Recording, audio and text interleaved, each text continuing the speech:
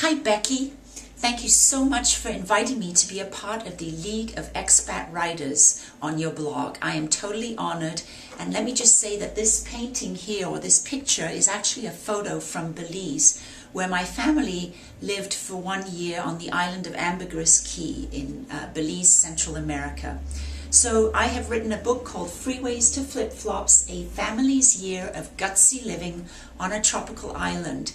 And since we're talking about expat life, I'm going to mention a couple of things that surprised me when we lived in Belize. Now, I have 3 teenage sons, and feeding them on this island was quite a challenge. So I'm going to read a little excerpt of the chapter 32 called Shopping Gringo Style. After running out of food every other day, I finally learned how to stock up gringo style. It had never occurred to me that hunting down food and getting enough of it to feed my hungry sons would become a full-time job. This was something I'd taken for granted in the US, and now I worried that my boys weren't getting enough nutrition to stay healthy, especially Alec, who seemed to be growing skinnier by the day. Jenny advised me to call Raul, her taxi driver. For $12.50 per hour, he'll drive you to each store in town, she said. He'll even help you load groceries into your boat. Yes, we did do our shopping by boat. I pulled out my Belizean cell phone, never sure whether a call would go through. I always was happy to hear a voice at the other end. Raul, I'm a friend of Jenny's. Are you free to take me around town grocery shopping? Sure, where are you? He asked. Outside Moncho's by the airport. Give me 8 minutes, he replied. Raul showed up in a burnt Sienna van, the same model all taxi drivers in San Pedro drove. I never understood how every burnt Sienna Toyota van ended up in San Pedro. In the US, most would have been crushed and used for scrap metal. I soon learned to tell Raul's taxi from the other taxis by his happy face bobbing in and out of the car whenever he drove past a relative or friend. He rarely showed up alone. Most of the time, another passenger or family member sat in the front passenger seat, forcing me to take the back bench.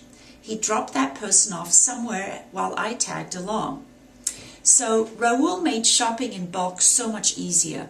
He gave me a few tips, such as where to buy chicken for less money, although that meant stocking up on 25 pounds of chicken breasts at a time. Duke rarely came with me. He preferred to wait for my call, then drive the boat over to Dahlia's dock. All 3 of us carried cardboard boxes filled with canned goods, pasta, peanut butter, laundry detergent, meat, vegetables, and fruits, and loaded them onto our boat. Our freezer and cabinets were finally stocked with ground beef and chicken, and canned goods lined the shelves. The kids complained less about starving to death, even though we rarely purchased American snacks, such as cookies or chips. They were too expensive, so the boys filled up on mangoes, bananas, homemade peanut butter cookies, and carrot cake.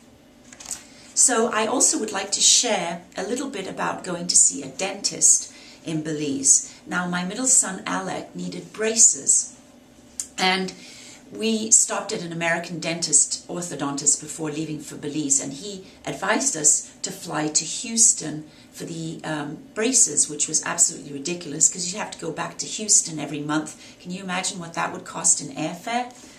So we finally decided to go see Dr. Milo, who is an orthodontist, qualified orthodontist in Belize City. But we would have to take a puddle jumper to get over there for the appointments, although that was much cheaper than flying to Houston. So here's what we experienced when we took Alec. Dr. Milo's waiting room looked normal and smelled sweet, like most Belizean floor cleaning products. The decor was minimalist: no coffee table, no magazines, no water dispenser, just plain white tile and white walls with one tired poster depicting a smiling Belizean kid with metal braces. A receptionist greeted us warmly, and I felt like the office had been opened just for us. She led us to an examination room where she asked Alec to lie on an antique foot pedal dental chair.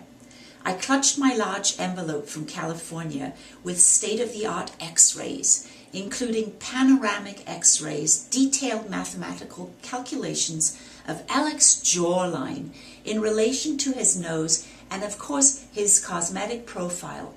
All of these were taken a few days before we left the US, and I couldn't wait to see Dr. Milo's reaction to such advanced technology.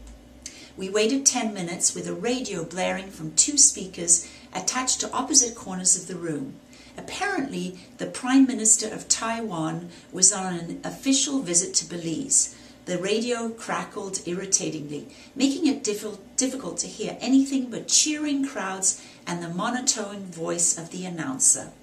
Dr. Milo, dressed in khaki pants and a polo shirt, strolled in as though he'd been paged straight from home.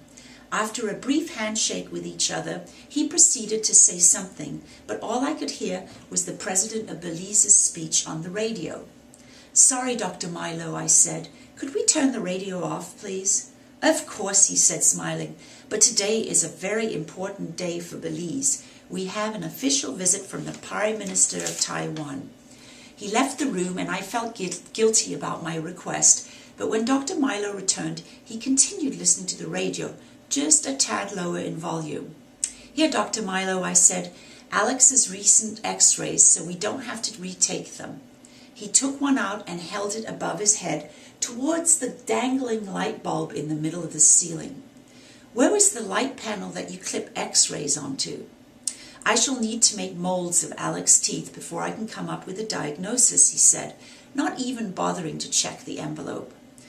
"Our California orthodontist said these X-rays are so advanced there's no need for molds," I said.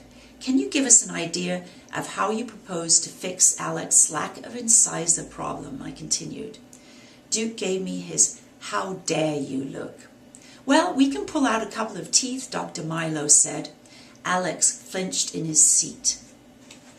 So the reason that I wanted to share this story with you is that we had this preconceived notion that no orthodontist in Belize could possibly do anything like an American orthodontist. And actually, let me finish the story quickly. Alec got his teeth done by an orthodontist on the island. And when we returned to the United States, I didn't tell the American orthodontist that his teeth had been fixed in Belize. I just said, "So how do his teeth look?" And he said, "They're fabulous. This is a great job. Whoever you went to did a fabulous job." So my point is, we always seem to judge people in other countries, especially third world countries, but most of them have trained in the US and their work is equally good. So thank you for listening. Thank you, Becky, for hosting me. And I hope that you enjoyed my stories. Thank you. Goodbye.